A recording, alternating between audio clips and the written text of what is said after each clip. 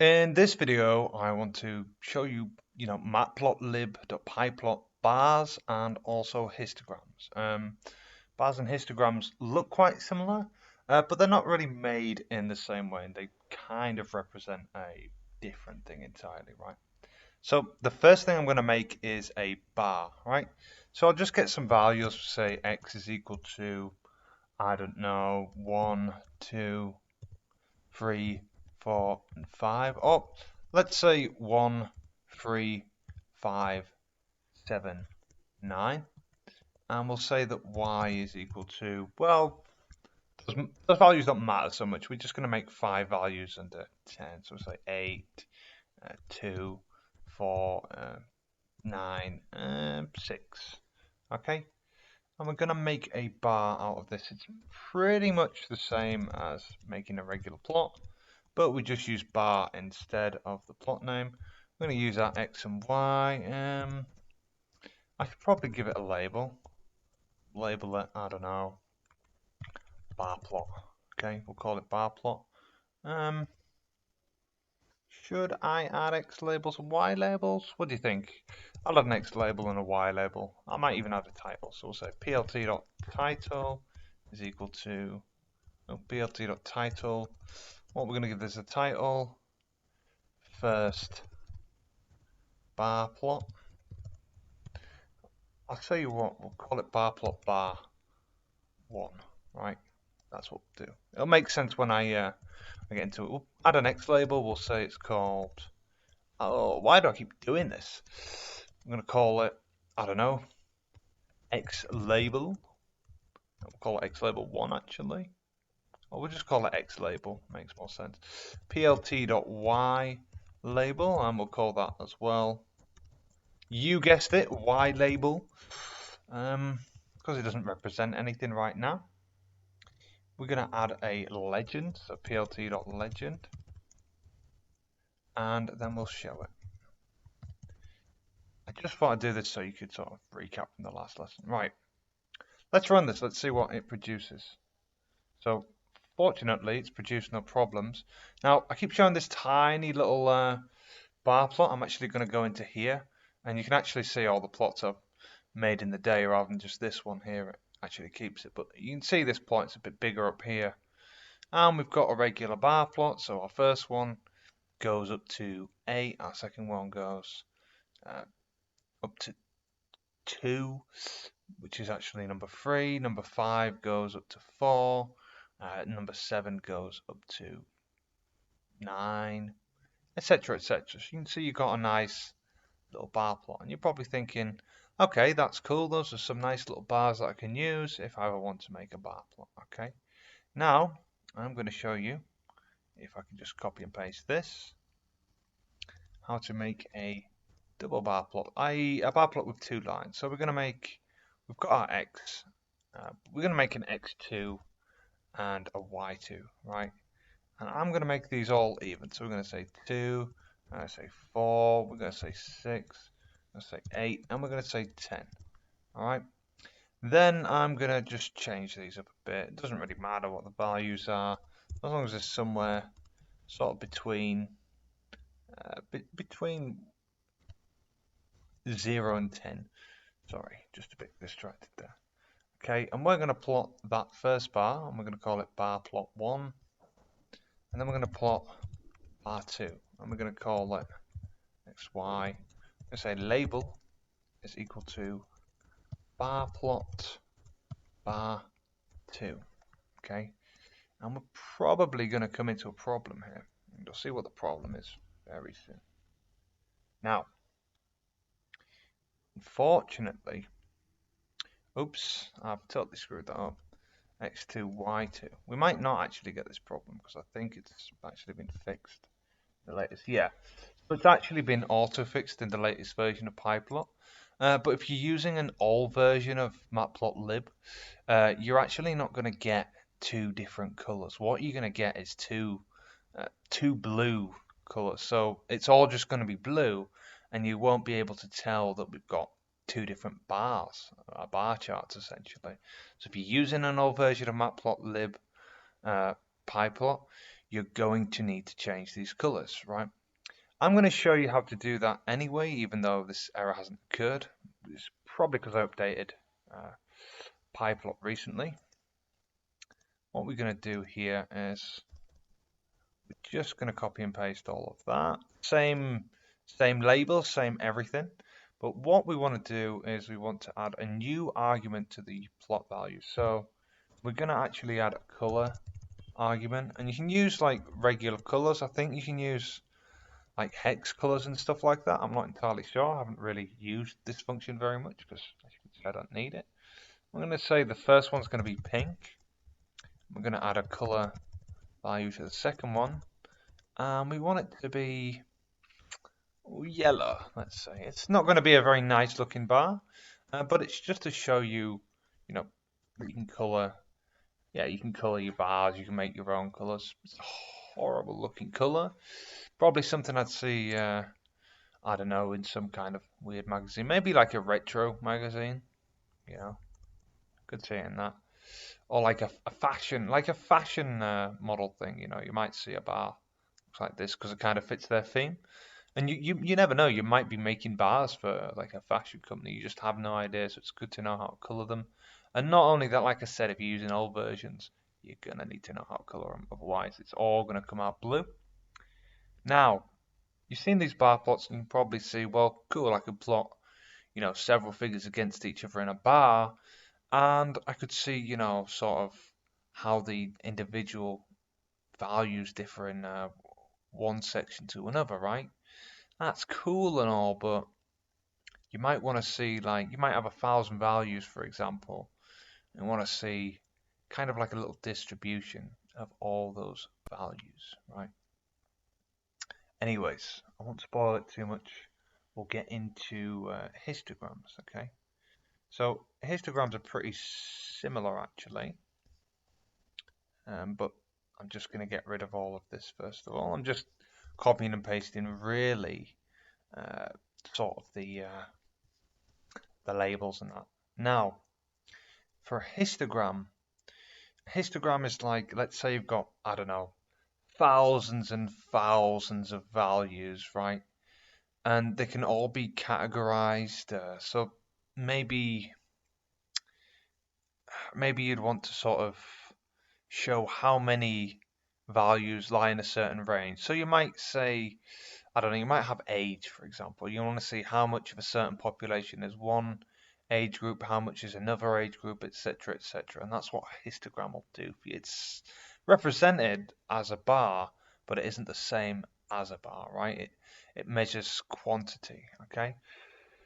We might also want to, for example, see like an IQ distribution in a country or perhaps in a school. You might want to see if people in private schools have got higher IQ distributions than people in public schools, for example, right?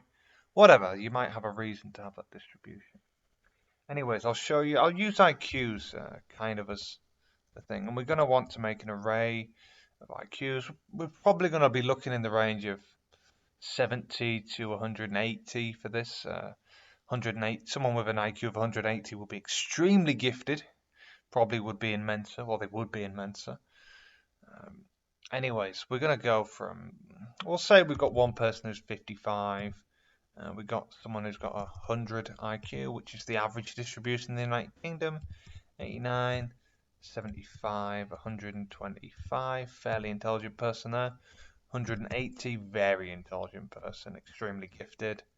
95, 67, 82, 89, 107, 76, 120, 67, 89, 91, 108, 109, whatever, just keep filling up values, right? I just need to sort of keep putting in values here. 100, 105. There we go. So we're almost coming off the screen now, but I just wanted to show a bunch of values. Now what I could do is put this all into a bar, right?